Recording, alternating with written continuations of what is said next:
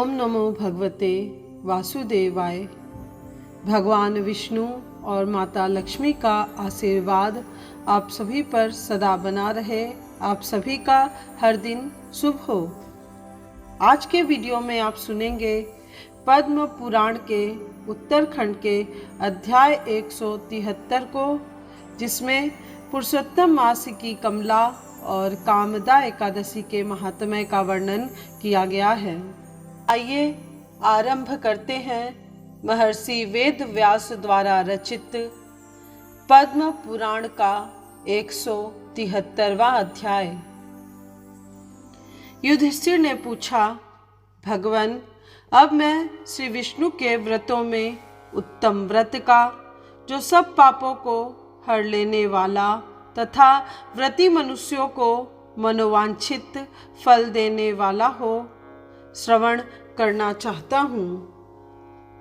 जनार्दन, पुरुषोत्तम मास की एकादशी की कथा कहिए। उसका क्या फल है और उसमें किस देवता का पूजन किया जाता है? प्रभो, किस दान का क्या पुण्य है? मनुष्यों को क्या करना चाहिए? उस समय कैसे स्नान किया जाता है? किस मंत्र का जप होता है? कैसी पूजन विधि बताई गई है? पुरुषोत्तम मास में किस अन्न का भोजन उत्तम है? भगवान श्री कृष्ण बोले, राजेंद्र, अधिक मास आने पर जो एकादशी होती है वह कमला नाम से प्रसिद्ध है। वह तिथियों में उत्तम तिथि है। उसके व्रत के प्रभाव से लक्ष्मी अनुकूल होती है। उस दिन ब्रह्म मुहूर्त में उठकर भगवान पुरुषोत्तम का स्मरण करें और विधि पूर्वक स्नान करके व्रती पुरुष व्रत का नियम ग्रहण करे। घर पर जप करने का 1 गुना, नदी के तट पर दुना, गौशाला में 1000 गुना, अग्निहोत्र गृह में 1100 गुना, शिव के क्षेत्रों में, तीर्थों में, देवताओं के निकट तथा तुलसी के समीप 1,00,000 गुना और भगवान विष्णु के निकट अनंत गुना फल देता है। अवंतीपुरी में शिव शर्मा नामक एक श्रेष्ठ ब्राह्मण रहते थे। उनके 5 पुत्र थे। इनमें जो सबसे छोटा था वह पापाचारी हो गया, इसलिए पिता तथा स्वजनों ने उसे त्याग दिया। अपने बुरे कर्मों के कारण निर्वासित होकर वह बहुत दूर वन में चला गया। देव योग से एक दिन वह तीर्थराज प्रयाग में जा पहुंचा। भूख से दुर्बल शरीर और दीन मुख लिए उसने त्रिवेणी में स्नान किया। फिर क्षुधा से पीड़ित होकर वह वहां मुनियों के आश्रम खोजने लगा। इतने में उसे वहां हरिमित्र मुनि का उत्तम आश्रम दिखाई दिया। पुरुषोत्तम मास में वहां बहुत से मनुष्य एकत्रित हुए थे। आश्रम पर पापनाशक कथा कहने वाले ब्राह्मणों के मुख से उसने श्रद्धा पूर्वक कमला एकादशी की महिमा सुनी, जो परम पुण्यमयी तथा भोग और मोक्ष प्रदान करने वाली है। जय शर्मा ने विधि पूर्वक कमला एकादशी की कथा सुनकर उन सब के साथ मुनि के आश्रम पर ही व्रत किया।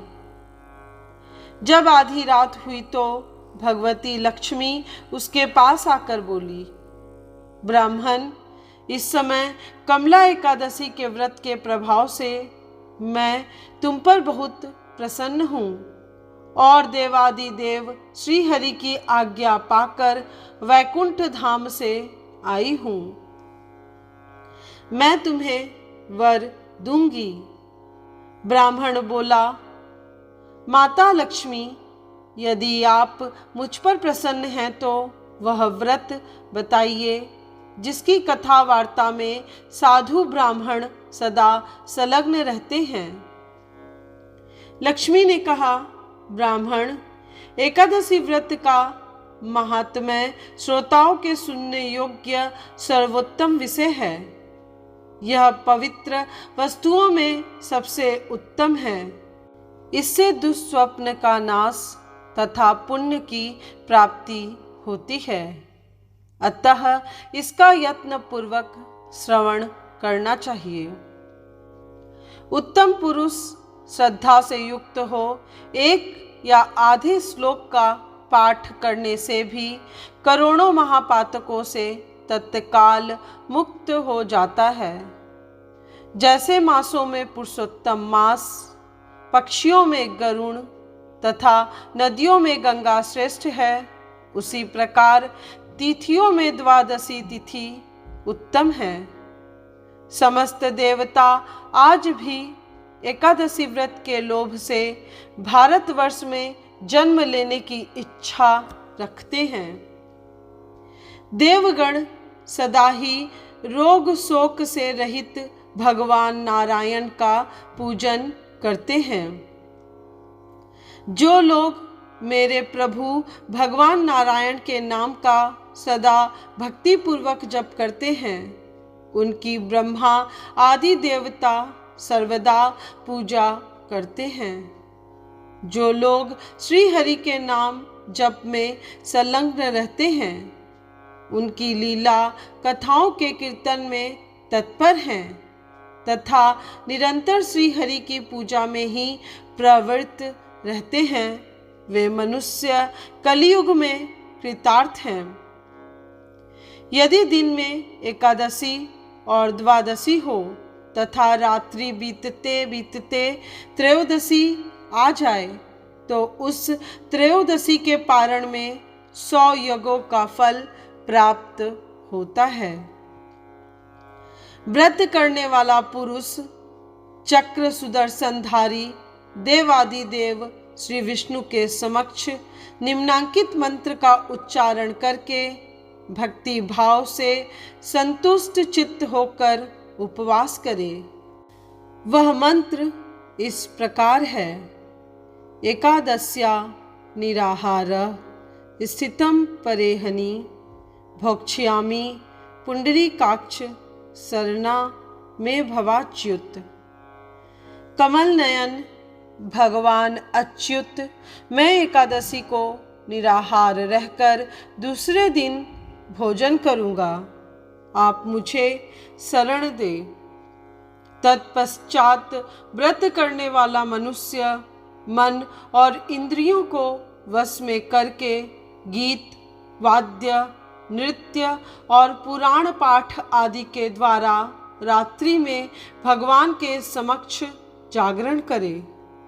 फिर द्वादशी के दिन उठकर स्नान के पश्चात जितेंद्रिय भाव से विधि पूर्वक श्री विष्णु की पूजा करे।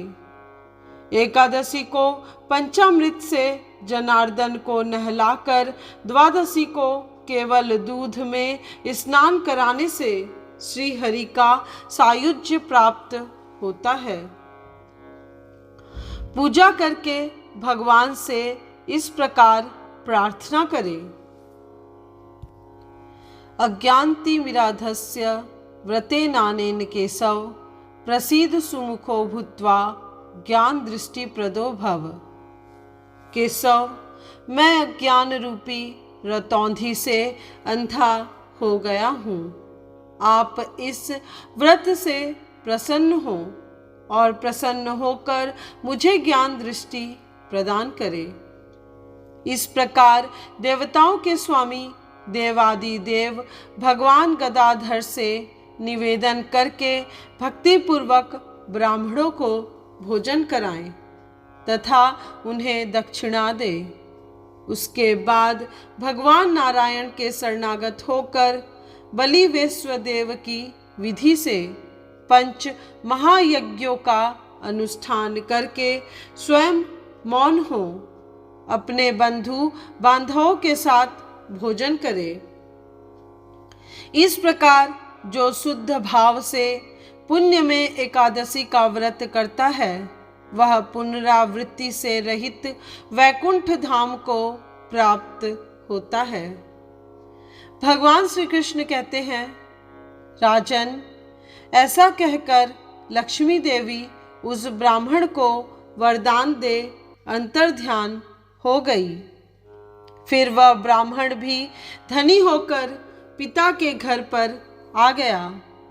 इस प्रकार जो कमला का उत्तम व्रत करता है तथा एकादशी के दिन इसका महात्म्य सुनता है वह सब पापों से मुक्त हो जाता है। युधिष्ठिर बोले, जनार्दन, पाप का नाश और पुण्य का दान करने वाली एकादशी के महात्म्य का पुनः वर्णन कीजिए, जिसे इस लोक में करके मनुष्य परम पद को प्राप्त होता है। भगवान श्री कृष्ण ने कहा, राजन, शुक्ल या कृष्ण पक्ष में जो भी एकादशी प्राप्त हो उसका परित्याग न करे, क्योंकि वह मोक्ष रूप सुख को बढ़ाने वाली है। कलयुग में तो एकादशी ही भवबंधन से मुक्त करने वाली, संपूर्ण मनोवांछित कामनाओं को देने वाली तथा पापों का नाश करने वाली है। एकादशी रविवार को किसी मंगलमय पर्व के समय अथवा संक्रांति के ही दिन क्यों न हो, सदा ही उसका व्रत करना चाहिए। भगवान विष्णु के प्रिय भक्तों को एकादशी का त्याग कभी नहीं करना चाहिए। जो शास्त्रोक्त विधि से इस लोक में एकादशी का व्रत करते हैं वे जीवन मुक्त देखे जाते हैं, इसमें जरा भी संदेह नहीं है। युधिष्ठिर ने पूछा, श्री कृष्ण, वे जीवन मुक्त कैसे हैं तथा विष्णु रूप कैसे होते हैं? मुझे इस विषय को जानने के लिए बड़ी उत्सुकता हो रही है। भगवान श्री कृष्ण बोले, राजन, जो कलयुग में भक्ति पूर्वक शास्त्रीय विधि के अनुसार निर्जल रहकर एकादशी का उत्तम व्रत करते हैं वे विष्णु रूप तथा जीवन मुक्त क्यों नहीं हो सकते हैं? एकादशी व्रत के समान सब पापों को हरने वाला तथा मनुष्यों की समस्त कामनाओं को पूर्ण करने वाला पवित्र व्रत दूसरा कोई नहीं है। दशमी को एक बार भोजन, एकादशी को निर्जल व्रत तथा द्वादशी को पारण करके मनुष्य श्री विष्णु के समान हो जाते हैं। पुरुषोत्तम मास के द्वितीय पक्ष की एकादशी का नाम कामदा है। जो श्रद्धा पूर्वक कामदा के शुभ व्रत का अनुष्ठान करता है वह इस लोक और परलोक में भी मनोवांछित वस्तु को पाता है। यह कामदा पवित्र, पावन, महापातक नाशिनी तथा व्रत करने वालों को भोग एवं मोक्ष प्रदान करने वाली है। नृपश्रेष्ठ, कामदा एकादशी को विधि पूर्वक पुष्प, धूप, नैवेद्य तथा फल आदि के द्वारा भगवान पुरुषोत्तम की पूजा करनी चाहिए। व्रत करने वाला वैष्णव पुरुष दशमी तिथि को कांसे के बर्तन, उड़द, मसूर, चना, कोदो, साग, मधु, पराया अन्न, 2 बार भोजन तथा मैथुन इन 10 का परित्याग करे।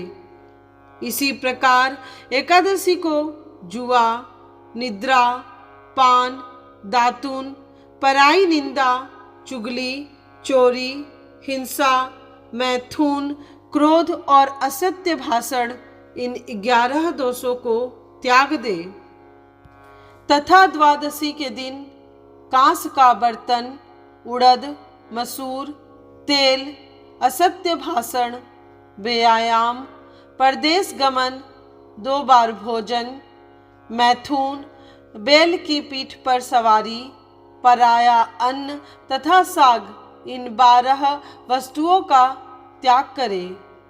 राजन, जिन्होंने इस विधि से कामदा एकादशी का व्रत किया और रात्रि में जागरण करके श्री पुरुषोत्तम की पूजा की है, वे सब पापों से मुक्त हो परम गति को प्राप्त होते हैं। इसके पढ़ने और सुनने से सहस्त्र गौदान का फल मिलता है। आज की यह कथा यहीं पूर्ण हुई। इसके बाद क्या हुआ, यह जानने के लिए कृपया आप पद्म पुराण के उत्तरखंड के अध्याय 174 को अवश्य सुनिएगा, जिसमें चातुर्मास्य व्रत की विधि और उद्यापन की कथा का वर्णन किया गया है। आज का वीडियो आपको पसंद आया हो तो वीडियो को लाइक करें और सभी सगे संबंधियों और रिश्तेदारों के साथ शेयर करें। साथ ही मेरे चैनल को सब्सक्राइब करके बेल आइकन को प्रेस करना मत भूलिएगा, जिससे इस चैनल पर अपलोड होने वाले सभी वीडियोस की नोटिफिकेशन आपको समय पर मिल सके।